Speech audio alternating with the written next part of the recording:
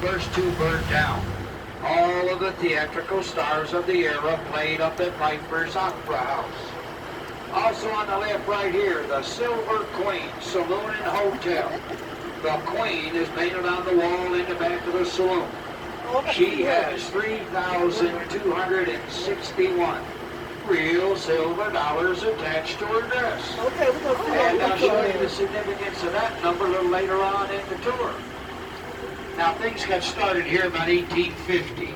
Folks were following the Carson River east of here on their way to the California gold fields.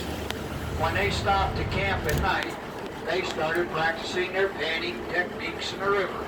Well, they started to see a little bit of color, a little bit of gold. A few people stayed on. Over the next several years, they made their way up the mountain and had a little mining camp. Now, it didn't have a name or anything, but the story has it that a miner from Virginia was on his way back to his cabin one night with a bottle of whiskey. He fell and broke that bottle. His friends laughed. He just dusted himself off and said, "I christened me Virginia." Nobody objected, the name stuck. Now, right here on the right, we have the Way It Was Museum.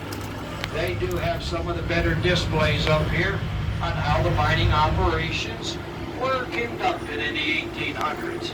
Plus a pretty good bit on how the folks lived up here on the Comstock They said we had to do prior to that. the 20th century. I'm going to let a few vehicles go by me here.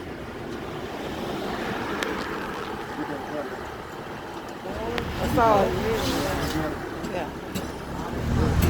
Well, it was June This 8, cat. 1859. Just above these buildings on our left. Two miners named McLaughlin and O'Reilly were panning for gold in a creek.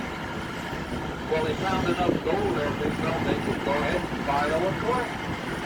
Before they had an opportunity to leave, however, a lighter showed up.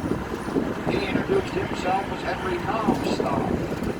He told the miners that they were mining on his 160-acre ranch. Well, that was a lie, but the miners didn't know it. They did, however, talk it over. Decided they could form a partnership, and they opened up the Ophir mine. Now, it wasn't too long before they figured out that Comstock was not only a liar, but a bit of a braggart. You see, he went down to Carson City. Started telling people in Carson City that he discovered gold.